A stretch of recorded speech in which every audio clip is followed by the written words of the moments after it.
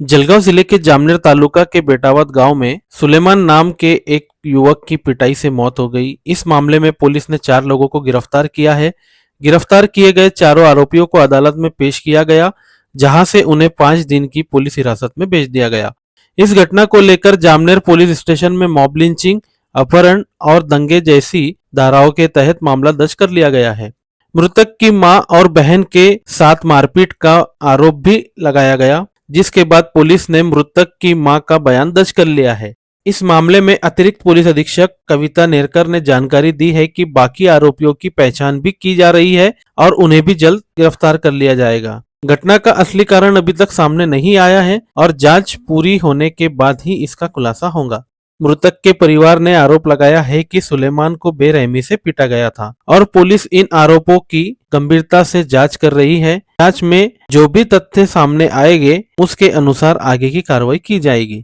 Zaki Ahmad, Khandesh time news, Jalgaon. काल आपला Jamner police station अंतर्गत आपण जो गुन्हा दाखल केलेला आहे तो गुन्हा जो आहे तो काल 103(1), 103(2) ही जी मेन कलमं आहेत आणि काही रायट्सची कलमं आपण त्याच्यामध्ये इन्क्लूड केलेली आहेत। तर त्यानुसार काल गुन्हा आपण दाखल केलेला आहे। या गुन्ह्यामध्ये आपण अद्याप पावेतो 4 आरोपींना अटक केलेली आहे। सदर आरोपींना आज दुपारी आपण न्यायालयात हजर केल्यानंतर माननीय न्यायालयाने 5 दिवसांची पोलीस कस्टडी ही सदर आरोपींना दिलेली आहे। बाकीचे जे काही आरोपी आहेत ते निष्पन्न करणं चालू आहे, तपास चालू आहे आणि लवकरच बाकीचे आरोपी निष्पन्न करून त्यांना देखील अटक करण्यात येईल।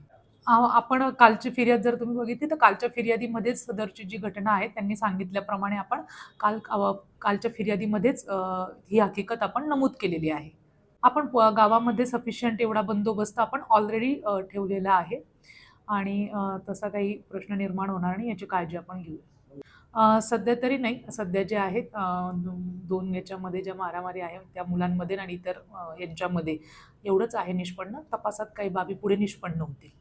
ठीक आहे, तसं असेल तर काही आपण बघूया काय त्याच्यामध्ये, पण पोलीस जसं कळालं तसं लगेचच घटनास्थळावर गेलेले आहेत। त्याबाबत अधिक माहिती घेऊन सांगण्यात येईल। नाही, असं काही निष्पन्न अजून तरी तपासात झालेलं नाही।